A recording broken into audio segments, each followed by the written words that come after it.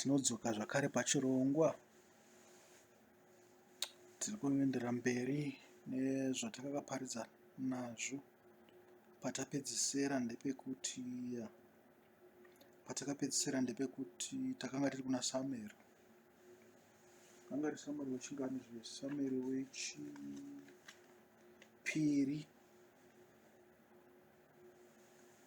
pachapter 7 takaverenga yose. David uchikumbira kuvakira imba Mwari, asi Mwari akati haungandivakire imba iwewe, ini ndinotokuvakira imba. Muri kupanzwa ipapo ka? Jehovha ndiye unotokuvakira imba, iwe hauvakire imba Jehovha. Zvinoreva zvinhu zviviri ipapo. Iwe unovaka imba yako uchibatsirwa naJehovha.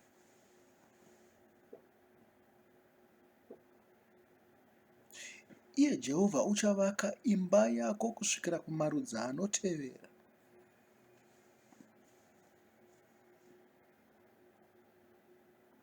Nokuti munhu mumwe chete, mumwe nomumwe unozvimirira pachake. Asi imba yako inokwanisa kuramba ichivakwa kusvikira kumarudzi ako ose, ichiwedzerwa pakukura kwayo kubva kune rumwe rudzi kusvikira kune rumwe. Muri kupanzwa kaipa? Ndo chakanga chiri chivimbiso chaMwari kuna Dhavhidha. Zvikanzi ndakupa chigaro chekuti ugare makore ako ese oupenyu hwako,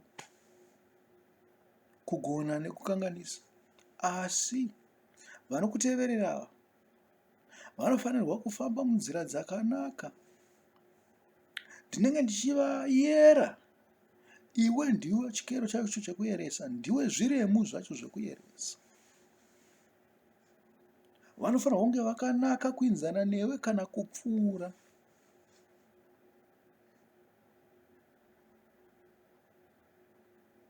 Zvikanzi kana mukaita izvozvo, kana vakanaka fange sewe, umambo hwako ucharamba huripo nokusingaperi. Ko Mwari anenge achizivazve kuti vana vaDhavid baba vacho ndaishupika navo, vana vanozoita sei? Unenge uchiziva zvose izvozvo.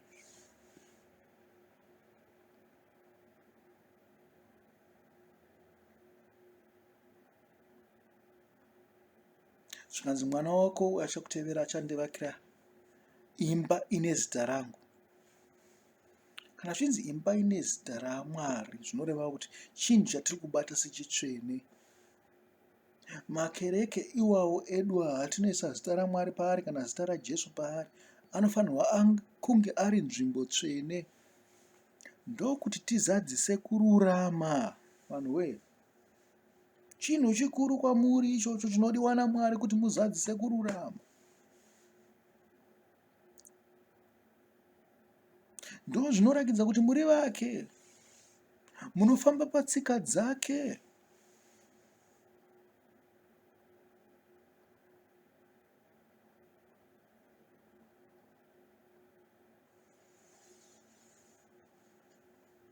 Ndoda kuvakira imba Mwari. Imba yandinokwanisa kuvaka chete haizi yechidziro. Imba yomuviri wangu. Muri kuzvinzwa? Imba yandinokwanisa kuvakira Mwari chete imba yomuviri wangu. Nekuti chidziro mangwana ndizo ndiani anengapinda mukatimo. Haingaite imba yaMwari. Kana ndichikoshesa inini chidziro ichocho, hazvireva kuti unonditevera uchakoshesa chidziro ichocho. Maona manje? Saka imba yandinokwanisa kuvaka ndiyo yemuviri wangu. Ngandidzidze kuti muviri wangu uve mutsvene, namafambiro angu ave matsvene. Ngandidzingise muromo yangu, ngandidzingise zvinobatwa nemaoko angu, nezvandinovangira namakumbo angu. Mwoyo wangu zvaunoda, mwoyo wangu unofanirwa kudzingiswa. Nekuti kana ndichingogara ndichingoona zvinhu zvoupombwe paYouTube nguva dzose akuna. Nepamwe machanelo kana ndongoswera ndiri pamaFacebook ndichitsvaga kuti ndingawane munhu angandidawo here kana wandingangoitawo kana choupombwe naye. Ungogara uchingotsvaga mazita avanhu chete, ungori paFacebook, ungori pafoni. Uchienda pamadate sites. Kana kabuda vanhu vanenge vasina kusimira ziso rako rinobva rajeka so, kubva ravhurika so, ndouri kuona zvinhu zvisvinu. Kana pane kutukana ndo paunonyanya ipapo.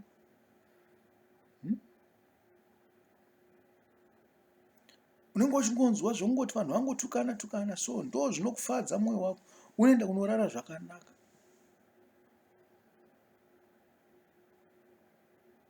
Chakanakira maplatform ese ndechekuti munopuwa alternative, ndo yamunojajwa nayo. Munopuwa zvaMwari, iwe usarudza zvaunoda. ZvaMwari zvinenge zviripo.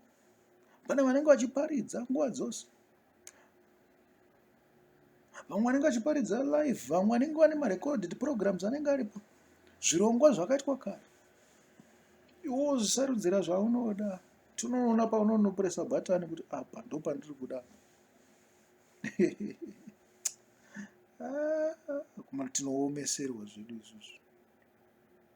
Tinoomeserwa zvokwadi, upenyu hwedu hwakaoma. Tinobvunzwa naMwari kunzi pawanyanya kubata button, baya button ndepapi. Toona YouTube account yako yakangozara nezvoupombwe zvakadzi vasina kusimira. Kana varume vasina kupfeka, kana kuti vanhu vari kungoita zvoupombwe. Ndo nyaya dzako idzodzo. Kana vari kungotaura nezven'anga so, zvemidzimidzimi, zveuroiro izvi. Kana kuti vanongoita zvemakuwa izvi. Pane mamwe machanelo akadaro.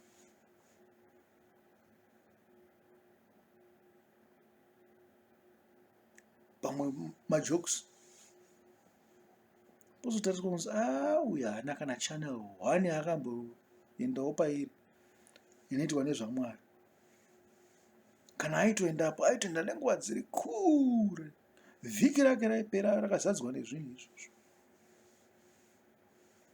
Ko watiri kushandira ndianiko?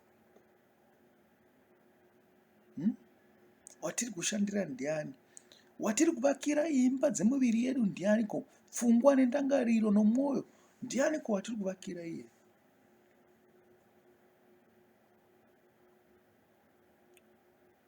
Pafunge rakava bhuku.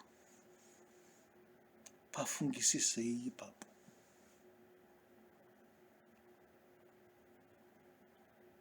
Kubasa hakuzwe makundana kutaura majokes.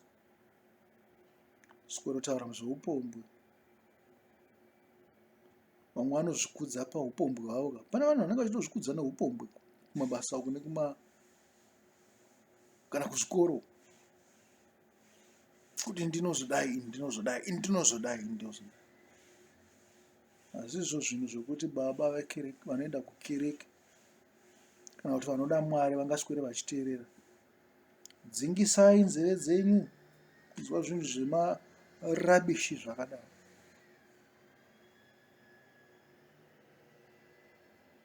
Kana waona vanhu vakuru vachitaura zvinhu zvangoti takazoswera tichiita gochalo, tiri kudoro tichidaiso. Kuti hamuna zvimwe zvinhu zvinani zvokuita here? Kana uchida kuti kwaungobvawo ipapo upota uchizviita zvinhu zvako. Kana kuti uchida kuti munodzingwa. Kuti dzimwe nguva mabosses enyu ndiwo anenge achikutungamirira pazvinhu izvozvo.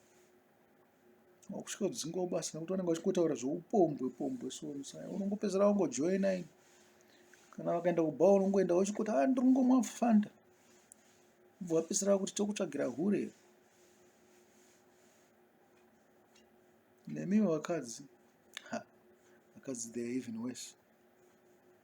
Ndo zvinhu zvavo chaizvo. Vakadzi vakasununguka zvimwe zvisingaiti. Muchenjere kuti rumwe rusununguko runosungirira. Mazvona? muri kufunga kuti mave nerusununguko kwane maequal rights mazuva ano chichi pasi pasatani, pasi pebhazi rasatani pfe uchikutsikai zvakanaka. Kana izvo zvikomana zvinofunga kuti zvasunungurwa nekuti madzimai aboka. Vamwe varume vari kutongoti kuroora hainhamo zvedu, tingasekwe navamwe kuti hatina madzimai, asi hapana zvatakaroora. Takazozwa mumwe achituka mukadzi wake kuti uri gaba remunhu.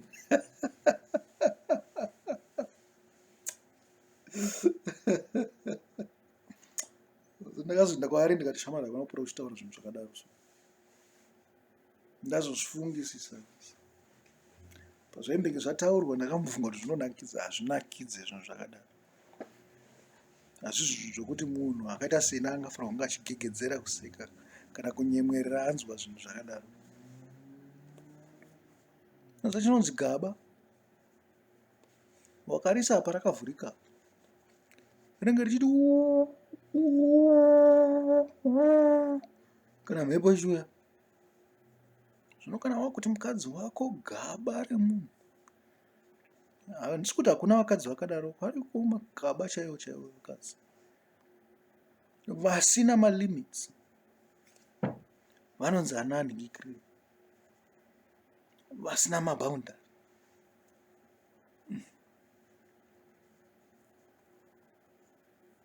Havana malimits pazvinhu zvakaipa, ndo zvinhu zvavanotokudzana nazvo.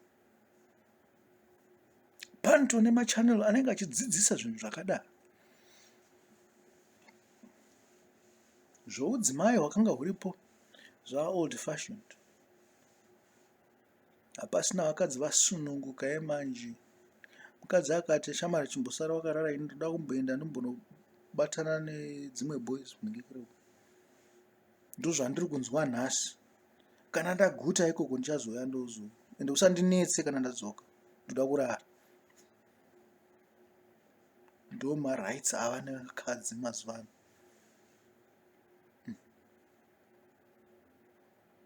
Vasununguka. Pedza vamwe vazoti zvekuroorana ngazvichibviswa zvazvo. Nekuti akungotambisa nguva.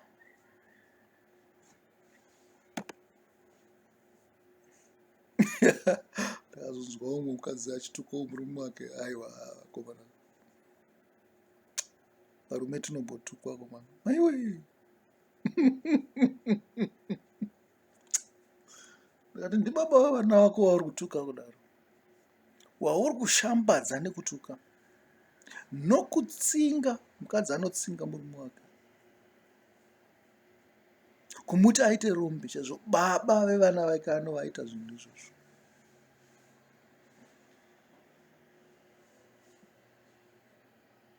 Tiri pamataiti, uri kufunga kuti uda kurerera mhuri yako zvakanaka, uda kushanda uchingoona zvinhu hazvisingoita so. Mukadzi akasota zvake kudhara. Anzwa neboys. Ndokwake ikoko. Kumba uko ari kungouyawo zvake, angonzi mukadzi ane mhuri so. Asi hapana ukadzi hwaari ipapo.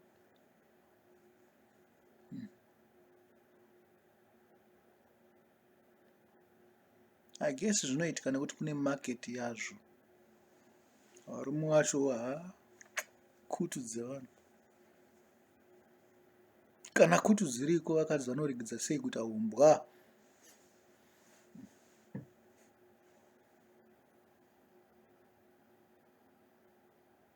Kana varume vacho vachiwanika vanoda zvechihure, vakadzi vanoregedza sei kuita mahure.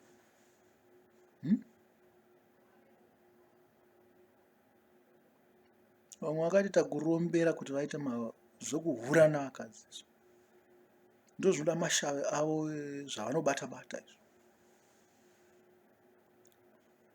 Vamwe vakati nehuro ipapo, uroi ndo zvaunoda uka. Uroi unoda freedom. Kuti mupote muchisangana muchingoita zvamunoita so, zvamunongofarira kuita. Kazhinji kacho kana waona mukadzi ari muroi apa muri kutomusheya nesambody. Kashoma kuti anga ari nemurume one chete.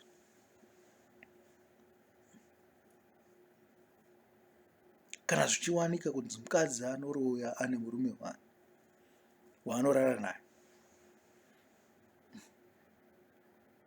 zvichidawo varume hazvigone kuti anga ane mukadzi 1 kana achiroya, anofanirwa kunge ane mumwe wanorarama kana vakawanda. Nyika yakuda Jesu zveshuwa, nyika yavora, nyika yapera. Aiwa, ngatimhanyire kumashoko edu. Tiri kutaura nyaya yekuvakira imba Mwari,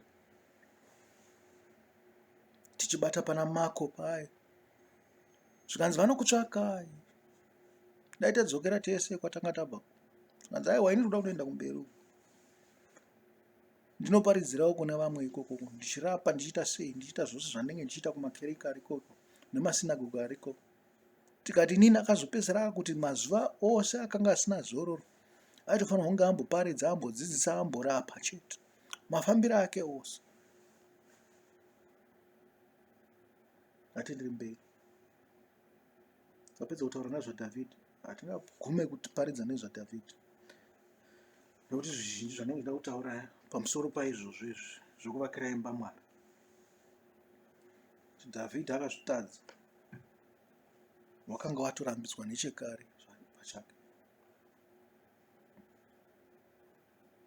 Tabva kuna 2 Samueri, nhasi ngatibate 2 Chronicles 7, tozoenda kuna Nehemiya kana kuna Ezra. Komana, nhoroondo dzakanaka. Kana chitidzidzisai vana nhoroondo dzeBhaibheri, kungoti vangoziva nyaya dziri kungoitika chete, dzaingoitika munguva yekunyorwa kweBhaibheri, kana kuti zvakanyorwa muBhaibheri. Zvakanaka nekuti zvinodzidzisa kupfuura murayiro wakangonyorwa kunzi usabe.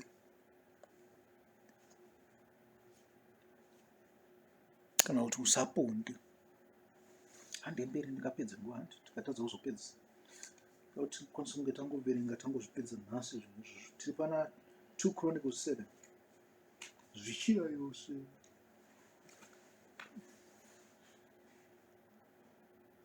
Mufulu ichira yakapuresa. Pahura apa zvapakapita. Maiwe. Chando chichiriko. Musoro wenyaya unoti Jehovha unopinda temberi, zvibayiro zvaSoromoni nemitambo. Ndipo iri panachira. I think ndizvozvo. Zvino Soromoni wakati apedza kunyengetera, moto ndokuburuka kudenga ukapedza chipiriso chinopiswa nezvimwe zvibayiro. Kubwinya kwaJehovha kukazadza imba. Vaprista vakakoniwa kupinda muimba yaJehovha, nokuti kubwinya kwaJehovha kwakanga kwazadza imba yaJehovha. Vana vaIsraeri vose vakatarira moto uchiburuka kudenga nokubwinya kwaJehovha kuchigara pamusoro peimba. Vakakotamira pasi nezviso zvavo pakarongwa namapo.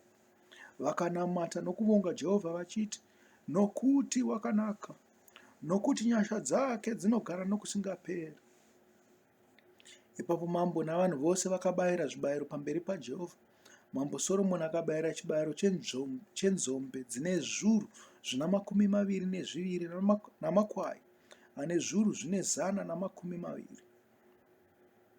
Saizvozvo mambo navanhu vose vakatsaurira Mwari imba iyo.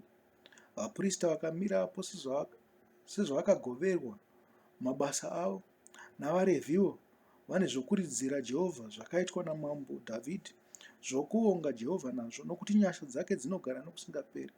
Panguva iya Dhavhidhi akakudza Jehovha nazvo. Vaprista vakaridza hwamanda pamberi pavo, vaIsraeri vose vakamira.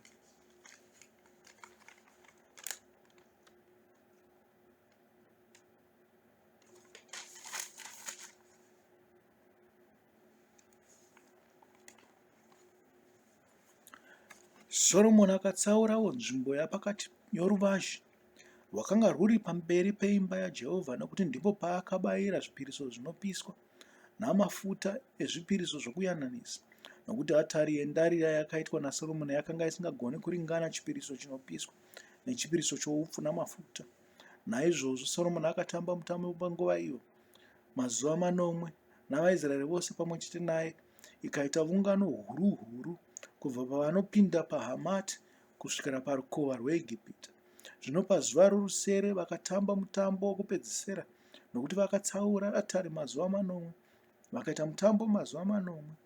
Zvino pazuva ra23 romwedzi wechinomwe vakaendesa vanhu kumatende avo nemwoyo yakanga ichifarira zvakanaka zvose zvakaitira Jehovha David naSoromoni navanhu vake vaIsraeri. Mubvunzo ipapo hanzi wakanga uri mwedzi wechinomwe pazuva rechi13 ndopavakaendesa vanhu kumba mushure mekunge paitwa dedication yetemberi, kutsaurira Jehovha temberi ine zita rake, nezvose zvataurwa zvemoto wakadzika kubva kudenga ukaravura zvipiriso zvakanga zvaiswa pata. Gore rekavapo neutsi, vanhu vakatadza kupinda mutemberi navapristawo vakatadza, nokuti kubwinya kwaMwari kwanga kuri patemberi. Asi chandinoda kuvhunza inini ndechekuti kuvaigoendesa vanhu kumba nezuva re13 sei remwedzi wechinomwe?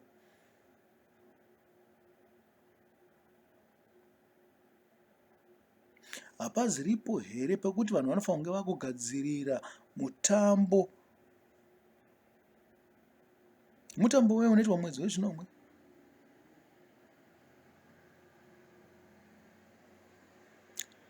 Feast of Tabernacles, yes. Mutambo wamatumba.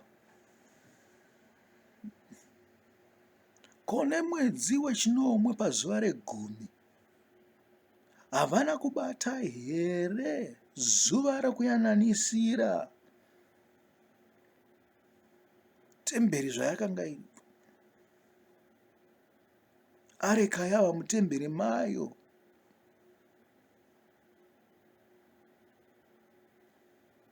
Kone zuva rekutanga remwedzi wechinomwe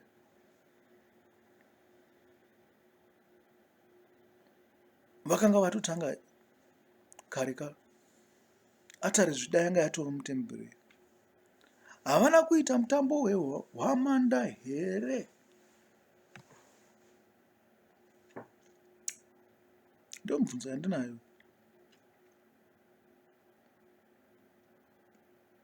Saka vakazvipotsa zvese izvi kuti vatsaurire temberi kuna Mwari. Yavo zvida vakazozvirangarira pashure vakati takapotsa chakati hatichite zvida mumwedzi wechisere kana mumwedzi wechipfumbamwe, hatizivi kuti vakazviita sei. Murangarire, mufungisise. Dzimwe nguva pamunenge muchiita mutambo yenyu, zvimwe nguva kana tingati mabirthday kana maweddings kana chii, mungwarire kuti munokwanisa kumisa zvinenge zvakatarwa naMwari, zvaakatema nezvaakatonga, makatadza kuzadzisa kururama. Muri kuti muri kuitira Mwari zvinhu zvakanaka. Mukupaona chakanaka zvacho ndechekuti Mwari wakamupindura Soromoni paakaita zvinhu zvose. Zvinene kuti wakaona kuti chinhu chikurukuru. Asi nemunyengetero wakanamatwawo naSoromoni wakanga uri mukurukuru.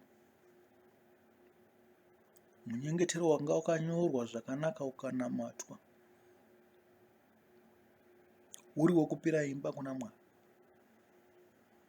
Mwari akaunzwa akaupindura. Verse 11. Saizvozvo Soromoni akapedza imba yaJehovha neimba yamambo, zvose zvakanga zviri mumwoyo waSoromoni kuita muimba yaJehovha nomumba make wakazviita kwazvo. Ipapo Jehovha akazviratidza kuna Soromoni usiku akati kwaari, ndanzwa kunyengetera kwako, ndazvitsaurira nzvimbo iyi ive imba yokubayira zvibayiro.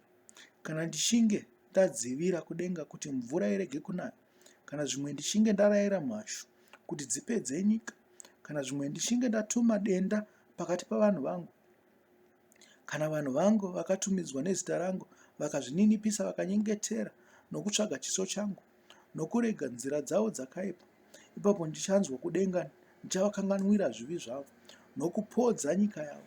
Zvino meso angu achasvinura, nzeve dzangu dzichateerera ndinzwe munyengetero unoitwa panzvimbo iyi, nokuti zvino ndatsaura imba ino nokuiita tsvene.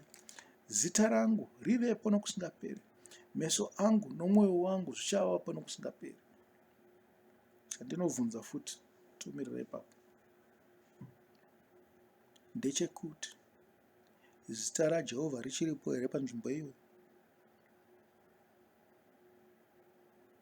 Meso ake here achiripo panzvimbo iyoyo paane mosque ipapo? Temberi yakaenda kupi? Temberi sei isati yavakwa? Haiwa, tinoida kuvaka kana tosu tesu tinoda kuvaka temberi iyo. Chinongonetsa ndechekuti takaivaka tinotya kudzokera kwatakabva uko. Takaona vaIsraeri vabviswa futi panzvimbo iyo. Manje vakungoraramawo seimwewo nyika pakati pedzimwe nyika. Nyika yakakomborerwa ka? Nyika ndeyaMwari. Zviri kuitika nguva ino hatingazive, nekuti tiri kubudirira. Zvose zvataurwa mubhaibheri zviri kuzadzisika. Asi kuti titi vaIsraeri vari kunamata Mwari panguva ino, ndechimwewo chinhu ichocho. Ndechimwewo chinhu.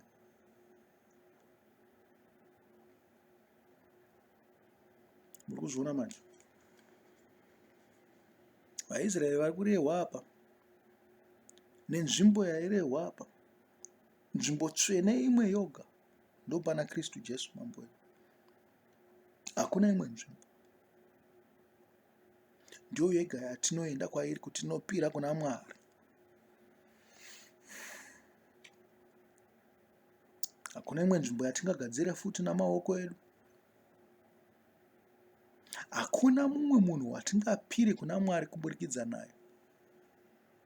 Tikatipire nemadzibaba edu, madzibaba edu akanga nezvivi zvavo. Tikatipire namafundisi vedu, vafundisi vedu vane zvivi zvavo. Nyangwe vachizikanwa naMwari, hatingakwanisi kupira nemavari. Ivo pachavo vanenge vachitostragirawo kupira kuna Mwari, kuti vabatwe, kuti vazikanwe.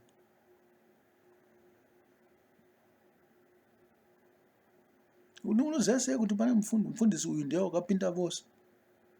Nekuti vose vari kuita nhange mutange ka? Vose vari kuita nhange mutange.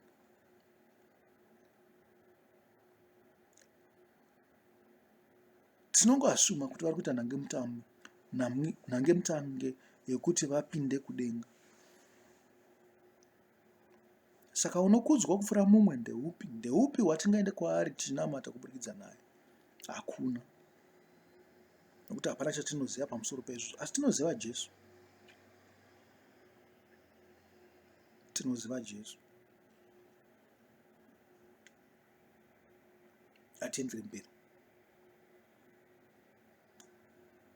Kana uri iwe, verse 17, kana ukafamba pamberi pangu sababa vako Dhavhidhi, ukaita zvose zvandakakurayira, ukachengeta zvandatema nezvandatonga, ipapo ini ndichasimbisa chigaro chako choushe, sezvandakapikira baba vako Dhavhidhi, ndichiti, haungashayiwa munhu uchabata ushe hwaIsraeri.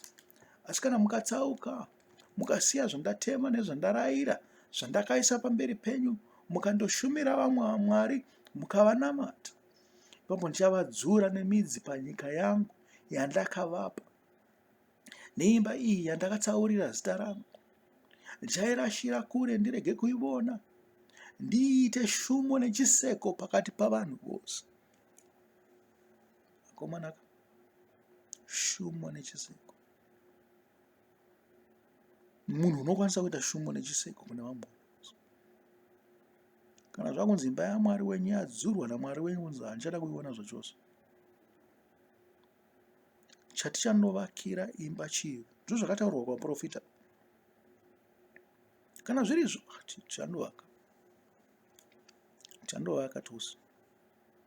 Kana kuti tiri kutovaka temberi ndeyavanhu, haizi yechidziro. Handifunge kuti tingazonzi tiuye tose tiunganire patemberi iyoyo, tipote tichipa zvipiriso zvedu zvamakwai, zvembudzi, zvenzombe, zvoupfu, zvezvingwa. Handifunge kudaro. Handifunge kudaro. Tiri kuvaka temberi nokupira kuna Mwari iko zvino. Tinovaka temberi nemuviri wedu, tinovaka temberi namabasa edu, tinovaka temberi nekunamata nokunyengetera kwedu, tinovaka temberi nekururama noutsvene hwedu. Manzwa zvataurwa pa, hatidi kuzvidzokorodza nekuti zvinhu zvinosuwisa. Zvinhu zvinosuwisa kuti vaIsraeri vagare panyika yavo iko zvino izvi, asi kuti tiite decision yekuti tivake temberi iyo. Chido chiripo. Mumwe musi tichaparadza izvo zvakavakwa namaMuslim kana tanyatsounganira Jerusalem. Ndikutaura vaJudha, ndo mafungiro avo. Tichaparadza chimosvi ichocho takavaka temberi yakanga iripo paguta ravaJebhusi, pachipuriro chaHaruni chavaka temberi yakasvonaka. Kuti Jehovha uchadzosa zita rake pakare, tinenge taita sei mwoyo yedu, mabatiro edu, pfungwa dzedu dzinenge dzamira sei? Hatindiri mberi. Tipedziseni. Neimba iyi kunyange yakakwirira ikadai, neimba iyi kunyange yakakwirira ikadai, vose vanopfuura nayo vachakanuka vachiti, Jehovha wakaitireiko kudai nenyika ino? Vuriye neimba iyi. Vachapindura vachiti, nokuti vakasiya Jehovha Mwari wamadzibaba avo, wakavabudisa panyika yeIjipita, vakanamatira vamwe vamwari, vakavanamata nokuvashumira. Saka Jehovha wakavapinza panjodzi idzi dzose. Mupangwarire ipapo. Uri kushumira zvifananidzo kana zvimwe zvimwari, hakuzi kuti ndonge waveza kamwari kako ukaisa, kana kuti woita chifananidzo mukati memba yako, kana kunonzi kumisa shongwe dzamatombo mukati medzimba dzenyu zviya, kana shongwe dzamatanda, maashera pole, kana zvinonzi kunamatira pasi pemiti yakapararira. Muchenjere ipapo pakuti nyange takadai takatomisa zvinhu izvo zvokare zvatiri kunamata nazvo. Titone zvifananidzo iko zvino izvo. Zvifananidzo hazvinetse kuwana. Chifananidzo hachinetse kuita. After all, chifananidzo hachinetse kuita, chinhu chiri nyore kuita. Ndingati ni chifananidzo changu chandanga ndinacho chakanga chiri bhora. Chifananidzo changu changa chiri kana kuti vaimbi. Tongoti zvifananidzo. Nekuti ndaiva namata religious. Ndanga ndisingapfuure zuva ndisina kunzwa nzimbo dzinobva kwavari vaimbi ivavo. Chifananidzo chinokwanisa kunge chingori nzimbo dzenyika idzi. Ona chimwari chako chokuti unenge uchingopira kwachiri mazuva ose. Nyange zvichiimbwa ipapo zvinenge zviri zvaSatani, nekuti zvifananidzo zvose zvinobva kuna dhiabhori. You see? Kana zvakadaro manje imba yaMwari iri papi? Inogovakika sei kana ndichine zvifananidzo izvozvo? Yatidzidzire kusiya zvifananidzo zvangu. Mumwe akaita chifananidzo chebasa chaicho. Basa chairo rinokwanisa kuita chifananidzo. Kuda mari chaiko kunokwanisa kuita chifananidzo. Mukadzi anopinda kereke mazuva ose. Murume anopinda kereke mazuva ose. Asi chifananidzo chavo imari, vanoida zvisingati.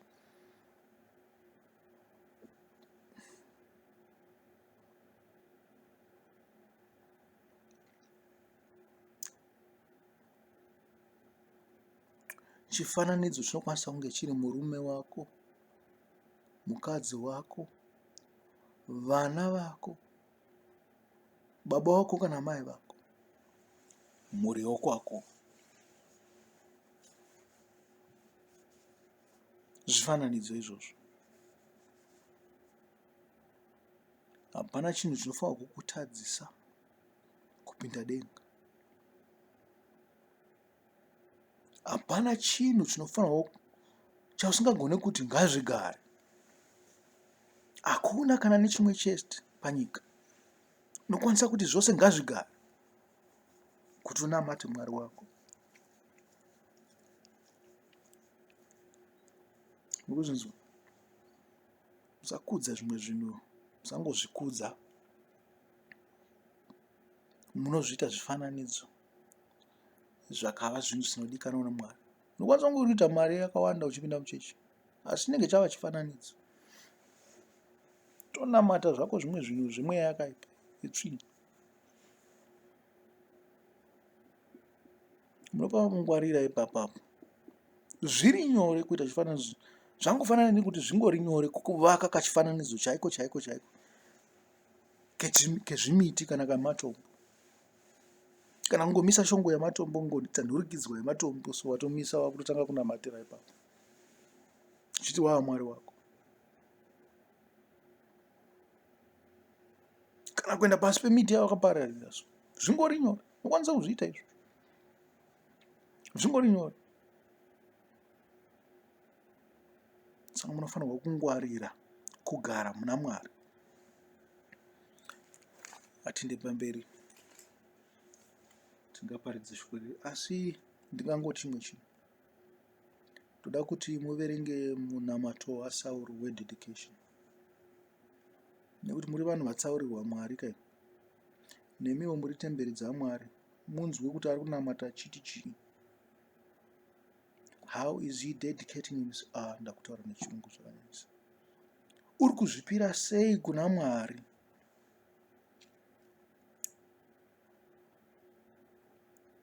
Muchiverenge chinamato ichocho, muchinzwisise, nekuti muri temberi dzaMwari.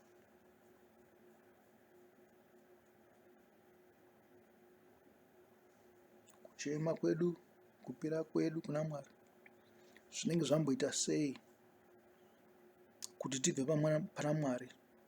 Zvinyangadzo izvi zvaakataura kuti zvinokwanisa kunge zviripo, zvatinenge taita zvakaipa zvinotibvisa pana Mwari,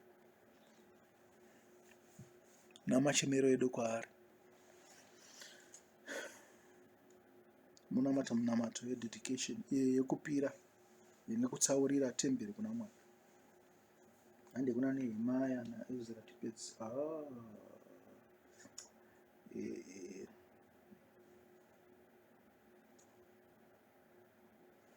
Changoverenga vhesi 3 yaEzra chete. Okay. Kana mukakwanisa kundozoverenga kuna Nehemia. Vanotanga kuvaka temberi paJerusarema. Zvino mwedzi wechinomwe wakati wasvika, vana vaIsraeri vava mumaguta avo. Vanhu vakaungana pamwe chete nomwoyo mumwe paJerusarema. Ipapo Jeshua mwanakomana waJozadhaki nehama dzake vaprista naZerubhabheri mwanakomana waSheateri nehama dzake vakasimuka vakavaka atari yaMwari waIsraeri kuti vabayirepo zvipiriso zvinopiswa sezvakanyorwa pamurayiro waMozisi munhu waMwari. Vakagadzika atari panzvimbo yayo nokuti vakatya vanhu venyika idzo. Vakabayira Jehovha zvipiriso zvinopiswa pamusoro payo, izvo zvipiriso zvaipiswa mangwanani namadekwana. Vakaitawo mutambo wamatumba sezvakanga zvakanyorwa. Vakauya nezvipiriso zvaipiswa zuva rimwe nerimwe sezvakatarwa, sezvavakarayirwa, zvakadadikanwa pazuva rimwe nerimwe. Uye pashure chipiriso chaipiswa nguva dzose, nezvipiriso zvapakugara kwemwedzi, nezvemitambo yose yakatarwa yaJehovha, yakanga yakatsaurwa nenhendo dzakavigirwa Jehovha nokuzvidira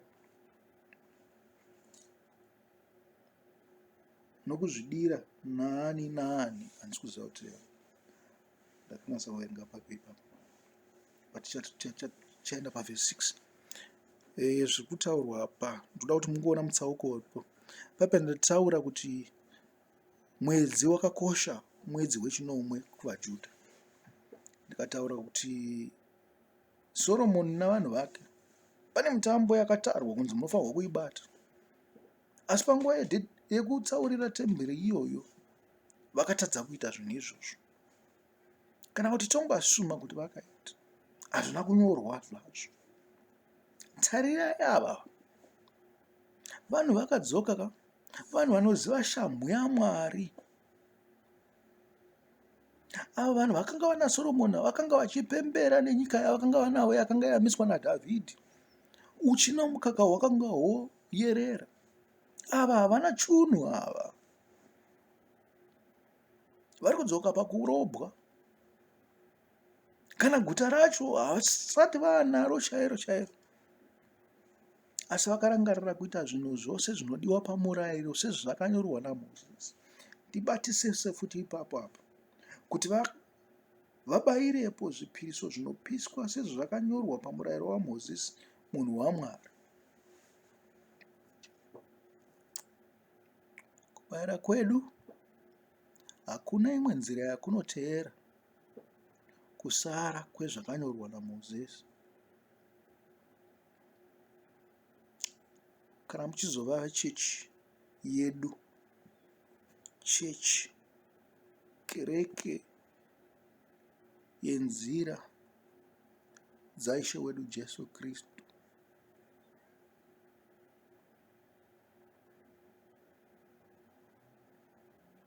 tinobayira, tinonamata nenzira dzakatarwa naMwari.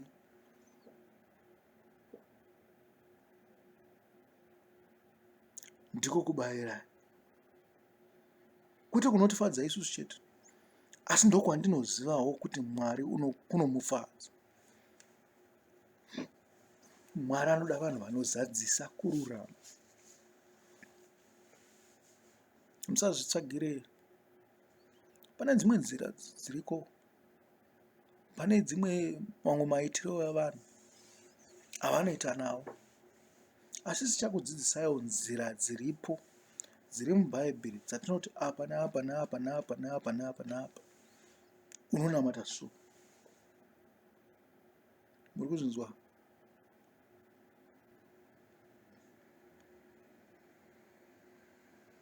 Nekuti naiye Jesu wakatidzidzisa kunamata, tinonamata nenzira iyoyo yaakatidzidzisa. Our Father who art in heaven, hallowed be thy name. Baba wedu ari kudenga, ribatwe noutsvene zita renyu, mambo wenyu ngausvike, kuda kwenyu ngakuitwe panyika sokudenga. Tonamatawo tichidaro.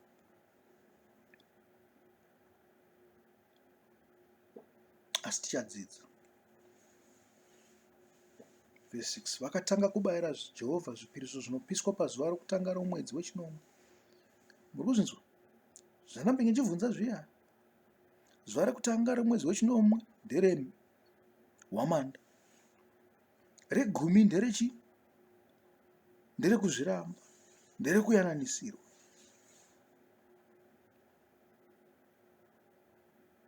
Asi nheyo dzetemberi yaJehovha dzakanga dzichigere kuteyiwa. Vakapawo vavezi vamabwe namatandamari uye veZidhoni naveTire zvokudya nezvokunwa namafuta kuti vatore miti yemisidhari paRebhanoni vaise Jopa pagungwa, sezvavakanga vatenderwa naKoreshi mambo wePezhia. Zvino negore rechipiri rekusvika kwavo paimba yaMwari paJerusarema, nomwedzi wechipiri, Zerubhabheri mwanakomana waSheateri naJeshua mwanakomana waJozadhaki nedzimwe hama dzavo vaprista navaRevhi navose vakanga vadzokera Jerusarema pakutapwa kwavo vakatanga basa ravo. Vakagadza vaRevhi vana vamakore 20 navakapfuura kuti vave vatariri vebasa paimba yaJehovha. Ipapo Jeshua navanakomana vake nehama dzake naKadhimiri navanakomana vake, vanakomana vaJudha, vakamira nomwoyo mumwe vachitarira vaibata paimba yaMwari, navanakomana vaHanedhadhi navanakomana vavo nehama dzavo vaRevhi. Chadzokera pavhesi 10. Vanhu vari kuiswa apa kunzi vave vatariri havana mbobvira vaona imba yokutanga mamiriro ayakaita. Vakangunzi vaite vatariri, hazvirevi kuti ivo vanga vane ruzivo, asi kuti vairayirwa kunzi imba ichavakwa sei. Mambo akanga watema kuti inovakwa sei, mambo Cyrus. Ndizvo zvavaikwanisa kunge vachitevedzera. asi pane vamwe vakanga vachiziva kuti imba yanga yakamira sei makore 40 apfuura.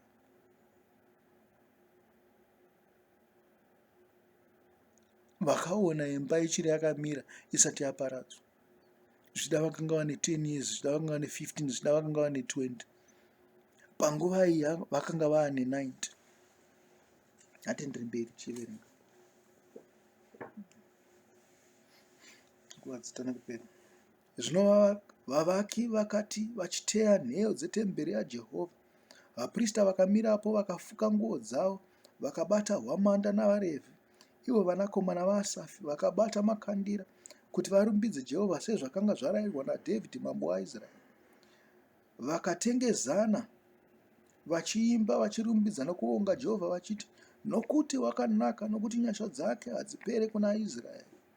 Vanhu vose vakapururudza nokupururudza kukuru pakurumbidza kwavo Jehovha, nokuti nheyo dzeimba yaJehovha dzakanga dzateyiwa. Asi vazhinji vavaprista navaRevhi navakuru vedzimba dzamadzibaba, vaya vatana, vakanga vaona imba yokutanga, vakachema kwazvo vachiona nheyo dzeimba iyi dzichiteyiwa. Vazhinji vakapururudza nomufaro. Naizvozvo vanhu vakanga vasingagoni kutsaura inzwi rokupururudza romufaro nenzwi rokuchema kwavanhu, nokuti vanhu vakapururudza nokupururudza kukuru, inzwi rikanzwika kure kwazvo. Amen. Chinonetsa ndechekuti imba iyi haina kuzombobvira yamira zvakanaka kupfuura imba yaSoromoni. Yakanga iri imba zvayo, asi manetsere okuvakwa kweimba iyi yepiri kwanga kwakapfuura manetsere okuvakwa imba yekutanga, nokuda kwezvavambenge vaita apa pakati apa vakuvaka vachimanikidzwa manje. Zvatinotaura kuti isusu kana wakamboregedza, wakamboshora ropa raJesu kuti uzovaka zvakare, kumanikidzwa kunenge kuripo zvakaoma. Hazvina kungooma kuvaka imba yaMwari chete, yezvitinha zvakaoma kuvaka imba yaMwari yomweya. Kana uchimbenge watambisa ropa ranyasha dzaMwari,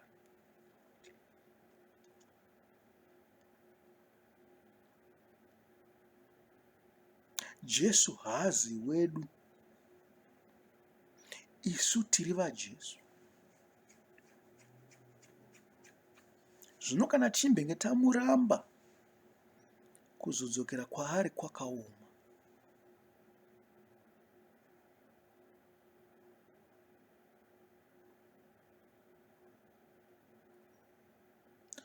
Jesu wakatosiya avaka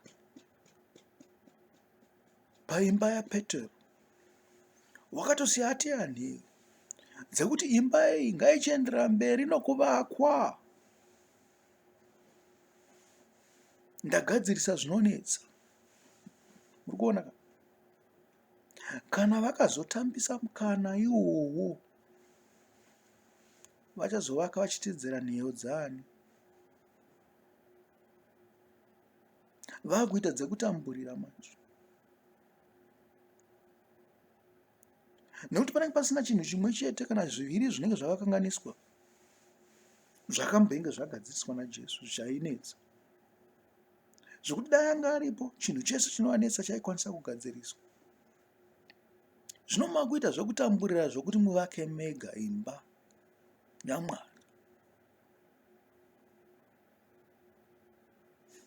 Namadhimoni aya akanga ari muKapenaumu anenge apo achida kungovhiringa zvinhu.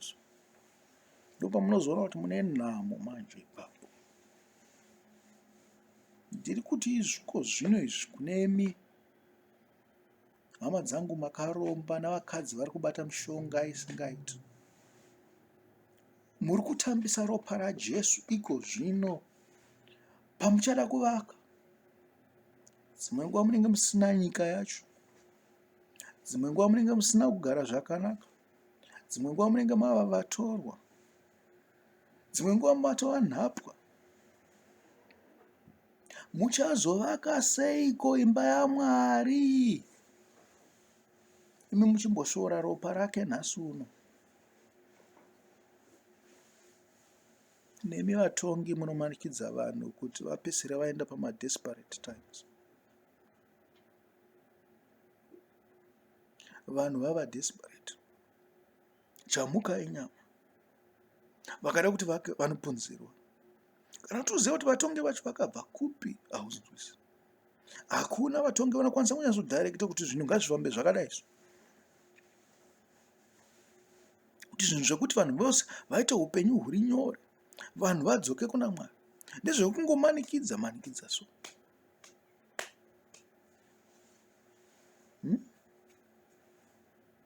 Hapana runyararo. Vanhu vakava nementality yekusaya runyararo, vambobva munzara yakadai. Pachine pfungwa ipapo. Kana iwo wakati uyativake imba yaMwari pakadaro, unofunga kuti ungabudirira?